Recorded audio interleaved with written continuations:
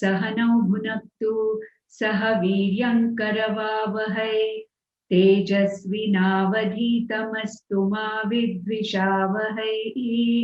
ॐ शान्ति शान्ति शान्तिः।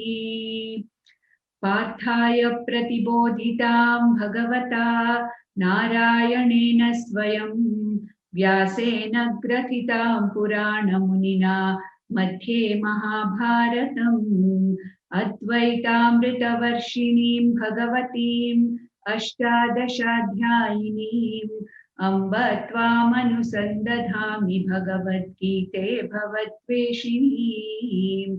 यं ब्रह्मा वरुणेन्द्ररुद्रमरुतः स्तुन्वन्ति दिव्यैस्तवैः वेदैः साङ्गपदक्रमोपनिषदैः गायन्ति यं सामगाः। ध्यानावस्थिततद्गतेन मनसा पश्यन्ति यं योगिनः यस्यान्तं न विदुःसुरासुरगणाः देवाय तस्मै नमः। So now we are in the 10th chapter, children, where on the request of Arjuna, Arjuna requested Bhagwan for what? To reveal his glories. What is the meaning of glory? Bhagwan has already said that whatever you see in this world is me. But still, Arjuna wants to know, is there anything which stands out, which is glorious, which is so ascharya? When you see that, you feel that sense of wonder. Such things, Krishna, can you enumerate so that I will start seeing you in those things first, and gradually I will learn to appreciate that you are there in everything else in this world. So, hey Krishna, hey Bhagwan, please reveal all your extraordinary glories to me. In what all extraordinary ways you manifest, you present, in what extraordinary, wonderful ways you are seen in this world. So you please tell me all those glories. And what did Lord Krishna say? Look, Arjuna, there is no end to my glories, because everything that is there is me. Even then, some things here and there, I will pick up and tell you all my glories to whatever extent possible, because all my glories cannot be enumerated. It may take me hundreds of years to enumerate all my glories. So whatever I can in this short time before the war begins, I will tell you, I will reveal to you some of the most exalted things in this world by which you can remember me. And yesterday we stopped at the 27th verse with Uchchaishravasam Ashvanam and Airavatam Gajendranam Naranancha Naradipam. And then somebody asked me, one of you, I think Gagan, or Gandharva, asked me this question about Airavatam and that Mala. There was who asked me that question? I don't remember. I think somebody asked that question where, Jankar asked this question. That, there is this, story about Airavata, this, heavenly elephant, that is elephant of heaven, Indra's Vahana. And he said that some garland was given to this Airavata, and then something happened, I don't know. See, this is a story which comes actually in Ramayana. See, about how Airavata was born also, there are two versions, there are two stories. In Ramayana, there is one version of Airavata. In Mahabharata, there is one version of Airavata. Now, whatever question Jankar asked, that story is told in the Ramayana. And in Ramayana, what is said is, once Indra went to meet Rishi Durvasa, okay, on his Airavata. And Durvasa Rishi, Durvasa was famous for his anger. He would get angry and then give shapa. He was his fuse was very short-tempered Rishi, Durvasa. But at the same time, he also knew how to, reduce the power of whatever shapa he gave. But he didn't think, patak, he gave the shapa. So what happened was, he offered a garland of very beautiful flowers to Indra. And Indra did not understand that Durvasa had taken so much trouble to get this hara or garland of very rare and beautiful flowers. So what did Indra do? He put that garland on the tusks of Airavata. He just put it on the tusks of Airavata. Naturally, when Airavata was walking, when that mala was disturbing him, it was on his tusk and it was disturbing him. So what did Airavata do? Airavata just took that garland and threw it on the ground. And Durvasa Muni got very angry. I had offered this to Indra, and you, Indra, you have not trained your elephant properly. Look what your Airavata has done. It has thrown that mala which I had given you with so much of love. It has thrown it so disrespectful, and because your animal is disrespectful to me, you are also disrespectful to me. You did not wear it. You put it on the tusk of your elephant.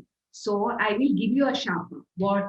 All the devas will slowly start becoming old and you lose your beauty. You will lose your youth. This was the shapa, because in Devaloka it is said that all the devas, they never get old, it seems. They're always young and they're always very, very beautiful looking. But then Durvasa said that all you devas, like human beings, you will also start getting old and slowly you will also start becoming ugly. Then the devas got very worried. What to do now? Our youth is, being taken away by Durvasa Muni's shapa. And he says that slowly we are going to get old. Jara. Jara means old age will come to us. So what should we do? Then Indra prayed to Durvasa saying, look, I did not know. Without knowing, my elephant Airavata threw your mala. We have not done it intentionally. So please forgive me and my Airavata and tell me how I can get out of this shapa. Then what did Durvasa Rishi say? He said that, okay, there is only one thing which can keep you devas in the Devaloka ever young. And what is that? You have to drink amritam. So where do you get amritam from? You will have to do the samudra mathanam. That is the Kshira Sagara where Lord Vishnu is. That you have to churn that mountain and you have to get the amritam and you devas have to drink that. Then only my shapa will be taken care of. Now what to do? Indra ran to Vishnu, Lord Vishnu, because he is the Sthitikaraka. He is the one who maintains the whole world. Okay, Jankar? And then what happened? Then Vishnu said, okay, I will help you. I will see to it how you can do the Samudra Mathana. And he gave all the instructions of Samudra Mathana. That is the story, which is told in Ramayana. But in Mahabharata, it is said that Airavata also came out of Samudra Mathana only. Because, in all these different Puranas, different, mythologies, sometimes the same story is told in a different way. So you don't worry about it. This is the answer to your yesterday's question. In the next verse now, we will go to the 28th verse, where now Lord Krishna again brings his glories. He says, āyudhānām aham vajraṁ, dhenūnām asmi kāmadhuk, prajanaśh chāsmi kandarpaḥ, sarpāṇām asmi vāsukiḥ. So he says that among all the weapons, I am the weapon of Indra, Vajra. Have you heard? Vajrayudha. What is Vajrayudha? It is supposed to be the strongest Ayudha, strongest weapon. And you know, children, what that Vajrayudha was made up of? It was made from the backbone, the spine of Dadichi Maharishi. Dadichi Maharishi spine was taken for making this Ayudha. Why? Because Indra had to kill Vritrasura and no other Ayudha would kill. So he had to request Maharshi Dadichi to give his backbone. Then you may ask, then how did Dadichi Maharishi survive after giving his backbone? So what did Dadichi Maharishi do? He went into yoga and he left his life and told Indra, once I have left my body, you can take my backbone and you will get the Ayudha called as Vajra. So among all the weapons, I am the most powerful weapon in which is used by Indra. Then He says, dhenūnām asmi kāmadhuk. Among all the cows which give milk, I am kamadhenu. What is kamadhenu? Kamadhenu, it seems, not only gave milk, but when you asked her for anything, she gave whatever you asked for. And this kamadhenu was the cow of Vasishtha Maharshi. And Vasishtha Maharshi had a huge ashram with hundreds of students. There would be so many guests who would be coming. So our Vasishtha Maharshi needed, every day so many things to take care of the Atithis, for their food, everything. What did Vasishtha Maharshi had to do? He had to just go stand near Kamadhenu and tell her, see, today 100 people are coming. Hey Kamadhenu, please arrange for their lunch. Then what will Kamadhenu do? She will arrange for lunch for 100, 200, 1,000, anybody. Therefore, whatever one asked for, not anybody, only Vasishtha could ask and Kamadhenu would give. That is why she is called as Kamadhenu. And whatever Vasishtha Maharshi asked, he didn't ask anything for his own personal benefit. He asked for whatever was needed to take care of his Shishyas and to take care of all his guests or Atithis who came. So here you see that Krishna mentions three important animals as exalted animals, and he says, I am that. What are they? Uchchai Shravas, the horse; Airavata, the elephant; Kamadhenu, the cow. That means what? In all these three animals, exalted animals, look at me, see them as me. But what does it mean? Extending that, it means that in all the animals, I am there. But if you want to see my glories in certain animals or pashus, these three have to be taken as my glories. Then, prajanaśh, chāsmi, kandarpaḥ. I am that capacity to desire for something. I want to create something.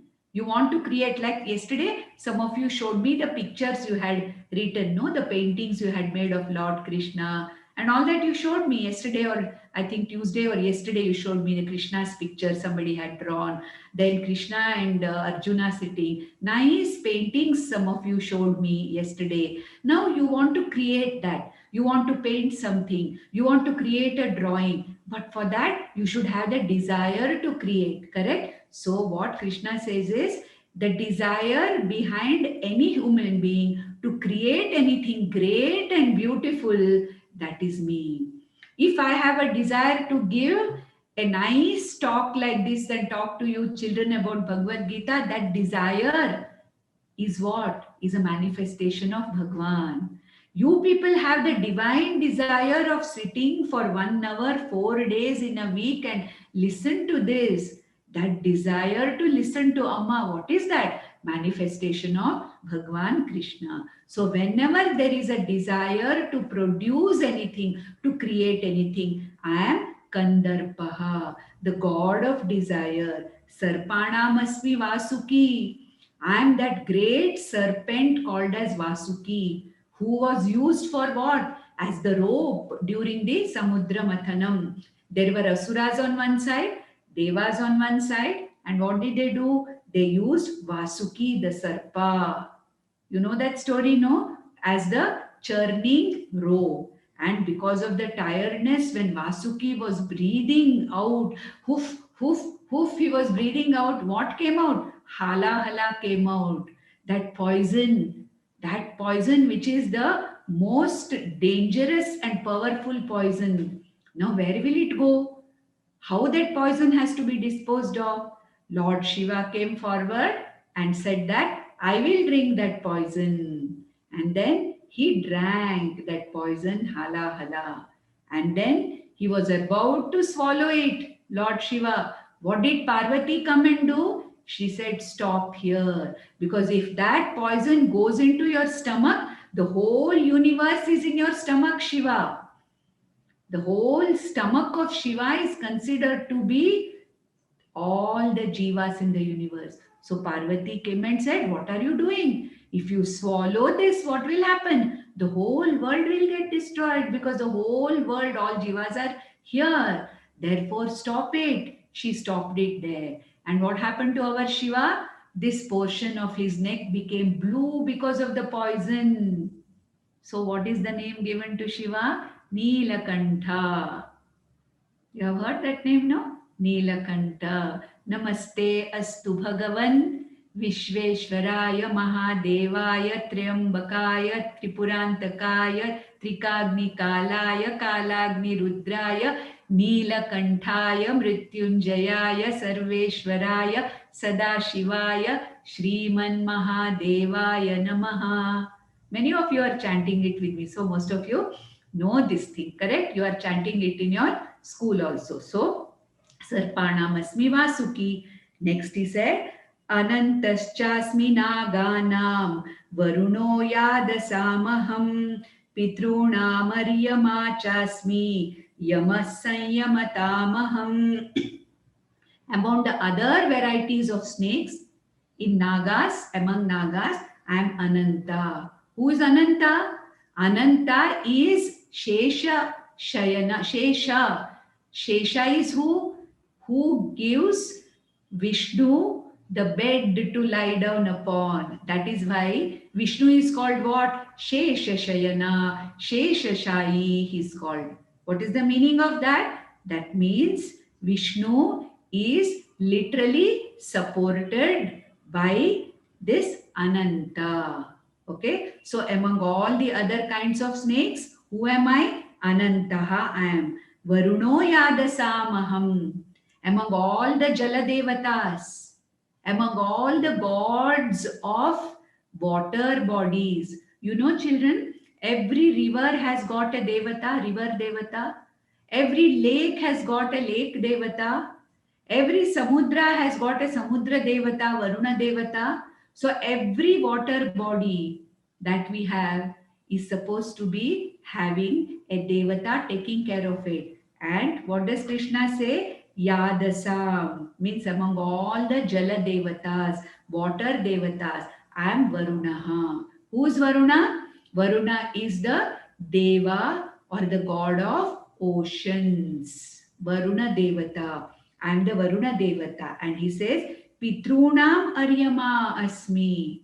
Among all the pitrus or our ancestors, those who are in the pitruloka, our ancestors who have died and who have gone to the pitruloka, among them I am a famous Deva among pitrus called as aryamā. And yamaḥ sanyamatām aham. I am the disciplinarian called Yama in all those people who are disciplining things, because Yama is the biggest disciplinarian, isn't it? He is in charge of what? Old age, roga and death. That's how he can discipline us, isn't it? If we eat with indiscipline, he will give us roga. He will bring us to discipline, correct? If we abuse our body, very soon we'll become old, correct? So he's going to how? He's going to discipline us by bringing us to old age. Death, of course, naturally, everybody has to go. But if we abuse our body, mind, if we do adharmic activities, we will get old soon and Yama will take us away also soon. So, sanyamatām, among all the disciplinarians, I am the greatest disciplinarian, that is Yama, the god of death. Then he says, prahlādaśh chāsmi daityānāṁ kālayat aham mrigānāṁ cha mrigendroham vainateyascha pakshinām. See how Lord Krishna is taking every group here, correct? He's taking the group of snakes, animals, elephants, horses, trees, rivers, everything he is taking.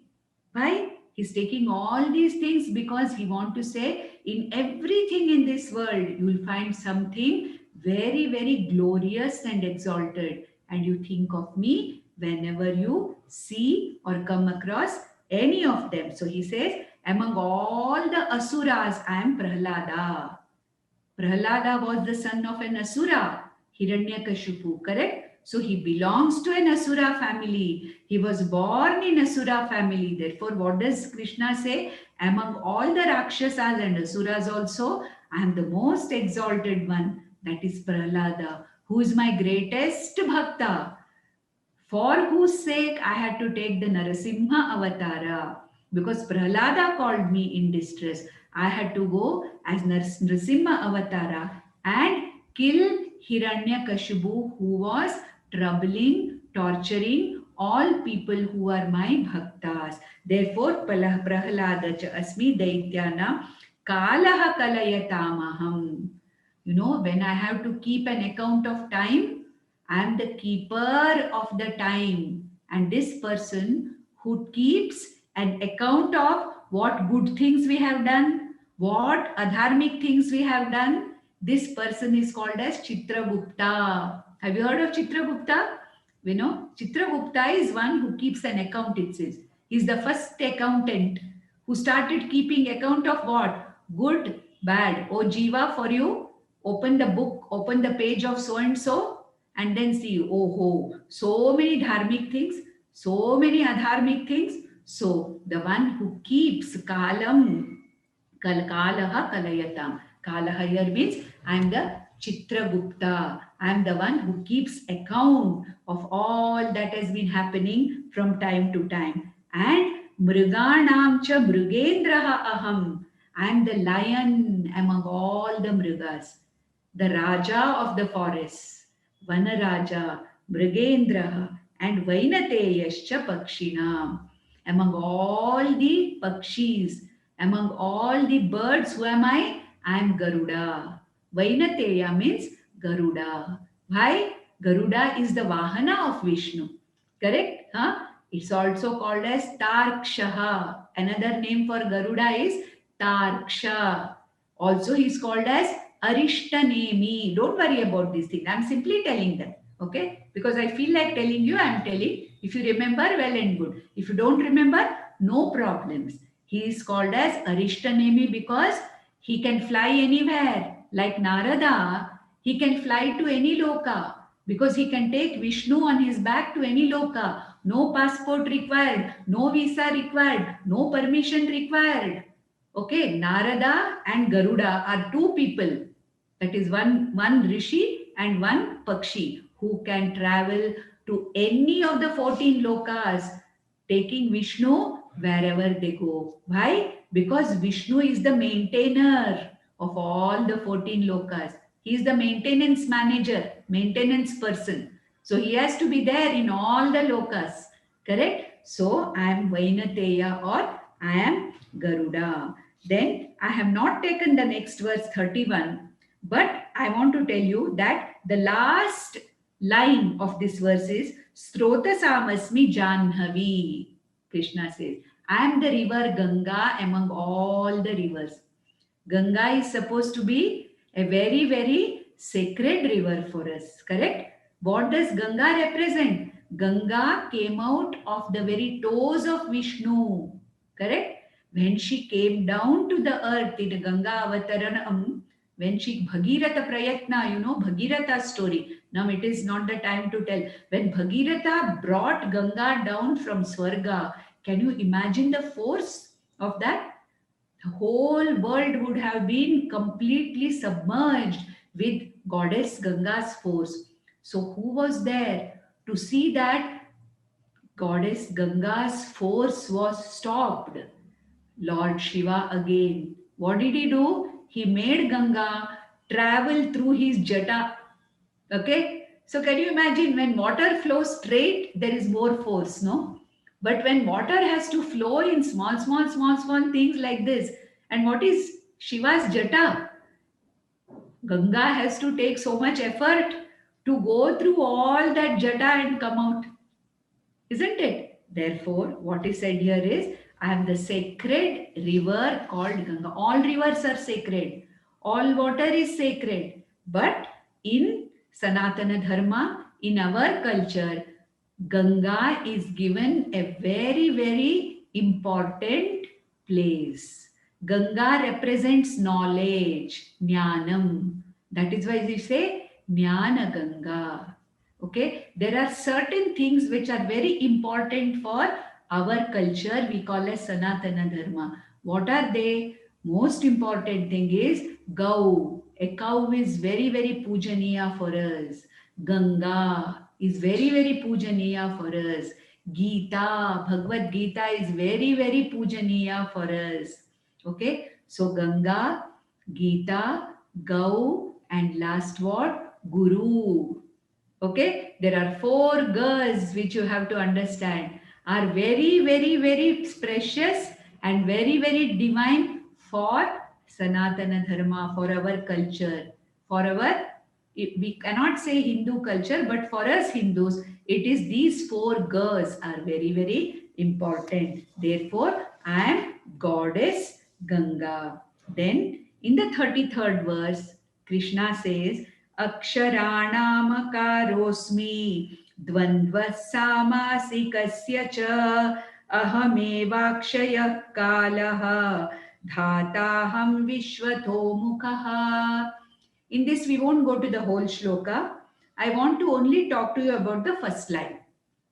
Aksharanam a-kāroऽsmi.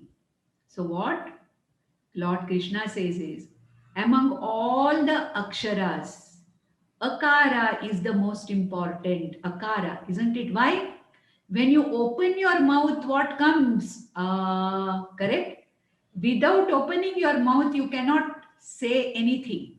Without a, there is no other varna, no other consonant, isn't it? For a, you need to open your mouth. For a, also a should come. E, U, E, I, O, Au, Aha. All in all these things, akara is there. Correct? Ka, kha, ga, gha, nga, cha, cha, ja, cha, nya.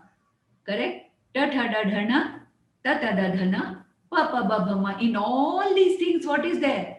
A is there. Without a, without opening your mouth, there is no word, there is no language. Therefore, he says, Aksharanam a-kāroऽsmi. A is the very basic. When you say Omkara, there also a, U and Ma are coming. Therefore, without Akara, no other Varna is there. No other alphabet is there. Without Akara, no word can be there. Every word in some way or the other has to have Akara. Can you think of any word without Akara? No word can be thought without Akara. Think of all your names here. Whoever it is here, whether it is Sham or whether it is Sudha or Rajadatta or Gagan, Gandharva, Lekha, Dhruv, and whoever, Satya, whoever it is, Keshavamurti, in all these names without Akara, where is the name? Correct? There is no name at all, without no word at all, without Akara. Therefore, I am the Akara in all the words. That means I am the very beginning of speech. Understand? So what does a child do first when it wants to learn? It opens its mouth and say, it says, correct? Before the child starts to talk anything, the first thing that a child does is say, correct? When a musician starts his music, how does he start? State, he starts, correct? So everything is Akara. Without Akara, there is no word, there is no other consonant, there is no other swara without a. So I am Akaraha. We won't bother about the others. Dvandvaha samasikasya. Little grammar points Krishna is talking about here. But in this verse, most important thing is, Krishna says, whenever you are thinking or whenever using Akara in your speech, remember that Akara is nothing but my manifestation. Then in the 35th verse, what does Bhagavan say? Brihat sama tatha samnam gayatri chandasamaham masanam margashirshoham ritunam kusumakaraha. In Samaveda, there is a beautiful portion called as Brihat Sama. Okay, Krishna already said, among all the Vedas, I am the Samaveda. What is Samaveda? That Veda which is chanted musically. I told you yesterday. Yesterday we talked about that. Vedanam Samavedosmi, Krishna said. Now here said, in the Samaveda also, who am I? I am that portion called as Brihat Sama. And among all the Vedic mantras, who am I? I am the Gayatri mantra. Chandasam. Chandam means what? Among the Vedas. Among the Vedic mantras, I am the exalted Gayatri mantra. What is Gayatri mantra? Gayatri mantra is where you are invoking the sun god to brighten your intellect. Correct? All of you, many of you must have gone through what? Upanayanam you have already had. Sandhya Vandanam you are doing. And you are chanting Gayatri mantra. Isn't it? Isn't it? Om Bhur Bhuvassuvaha Tatsaviturvarenyam Bhargo Devasya Dhimahi Dhiyo Yo Nah Prachodayat. Correct? Am I correct? You all, many of you are chanting. What is the meaning of that? Hey sun god, please brighten our intellects. A young boy is asking for the blessings of Savitur Devata. Sun god, with your light, brighten my intellect, so that with this brightened intellect, I will be able to study all the Vedas and Vedanta further. Therefore, Gayatri mantra is considered to be the most sacred of all the Vedic mantras. So among all the Vedic mantras, I am the Gayatri mantra. And he says, Masana Margashirshosmi. Margashirsha Masa. Among all the 12 months, I am the Margashirsha Masa. You know what is Margashirsha Masa? December 15th to January 15th, which we call as, what do we call as? Dhenūnām we call it, correct? And Krishna says, I am the Margashirsha Masa. Why? You know something? Margashirsha Masa comes just because before your Shankranti, 15th of January. Before that, Margashirsha Masa comes 1 month. At that time, the whole earth is full of food grains waiting to be harvested. That is why Shankranti is called as what? Harvest festival. Correct? Shankranti, Pongal, harvest festival. Because the previous month, that is December 15th to January 15th, it is said Margashirsha Masa. What happens? There, the earth, the bhumi is rich with all the food stuff. So therefore, I am the Margashirsha Masa. Another explanation is Margashirsha Masa is considered to be the Brahma Muhurta, early morning time for the Devas. The entire month is considered to be the early morning. Brahma Muhurta means what? The most sacred part of the day, between 4 and 5:30 or just before the sun is born. That is why, do you know, children, that between December 15th and January 15th in this, Dhanurmasa, the temples open at 4 o'clock. They will do the puja between 4 and 6 o'clock and they will close the temple at 6 o'clock. Why? They are trying to do the puja of the Devas in their Brahma Muhurta time. Therefore, the richness of the earth with full of lot of food to eat, rich, our earth at that time is full of all kinds of grains, therefore waiting to be harvested. Richest month of the year, Masanam Margashirshoham Rutunam Kusumakara. Among all the 6 Rutus, who am I? What kind of a Rutu I am? I am the spring, I am the Vasanta Rutu. He calls it Kusumakara. What is the meaning of Kusumakara? In this Rutu, all the flowers are flowering. Springtime, correct? Isn't it? In February, March, we see that, isn't it? Springtime, how beautiful our May flowers are, shining here. Those yellow flowers are there. all the flowers are blooming and shining in the Vasanta Rutu, or in the, in the spring season. So among the seasons or the Rutus, I am the Vasanta Rutu or spring season or Kusumakaraha. Then we'll go to the 37th verse where he says that, you just see this, it's a wonderful thing. Vrishninām vasudevosmi Pandavānām dhananjayah munīnāmapyaham vāsah kavīnāmuṣana kavihi. So now he's taking all the exalted people here. He says, among the Vrishni Kula Udbhavas, Krishna belongs to which Kula? Vrishni Kula.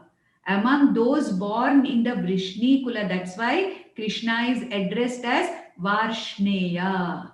He is born in Vrishni Kula. So he says, Vrishni Kula Udbhavanam. That means those who are born in the Vrishni Kula. Vasudevosmi, I am that Vasudeva. Isn't it? God is saying, I am the greatest among the Vrishni Kulas. Correct? No? He is not arrogantly boasting. That is the reality.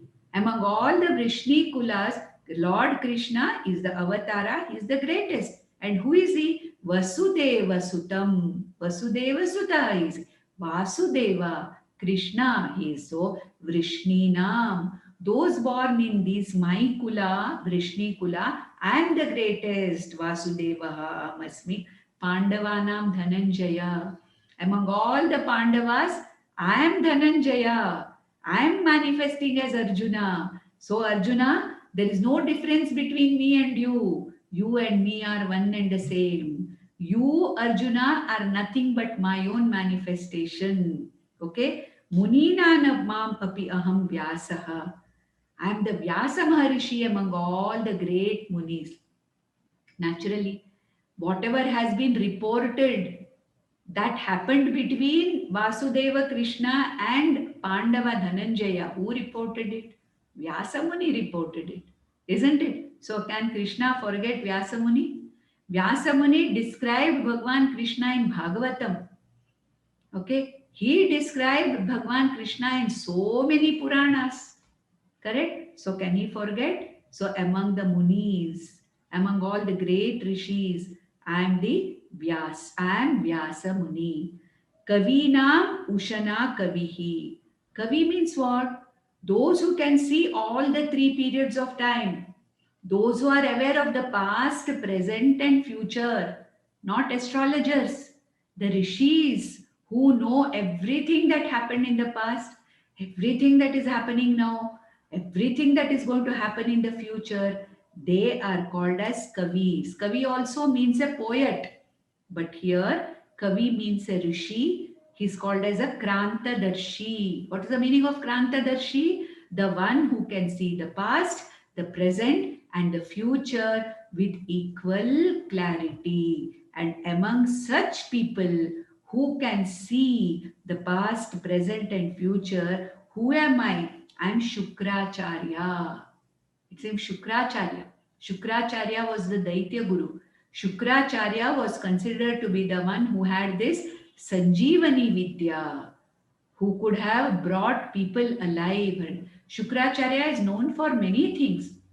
Okay, so Shukracharya was the Daitya Guru. Brahaspati was Deva Guru. So he says, Kavīnām uṣana kavihi. Uṣana is another name for Shukracharya, who could see the past, present, future, and also the one who could bring people back from death to life. So what is now Bhagwan Swami Krishna is doing? He has rattled off all these great and glorious things that can remind us of Krishna.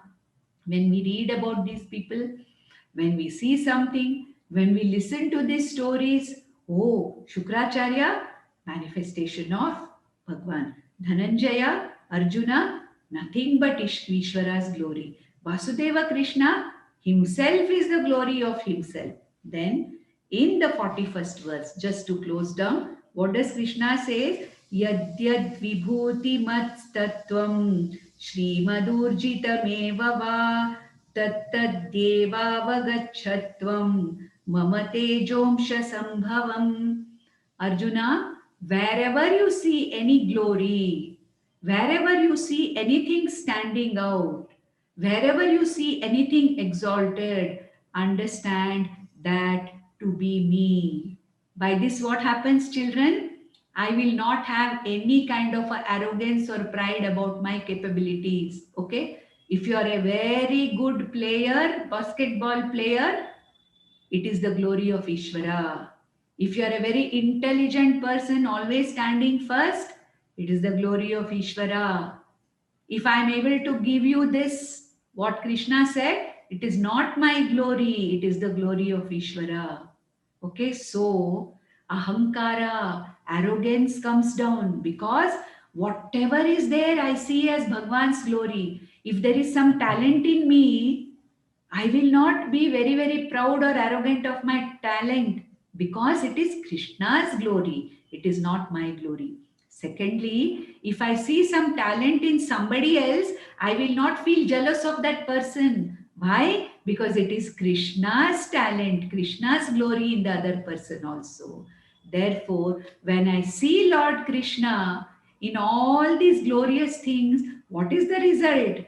My arrogance will come down and I will not feel jealous about somebody else who has got some talent. So, whatever is in me, I see as Lord's manifestation. Whatever good things and talents are there in other people, I see it as Ishvara's glory.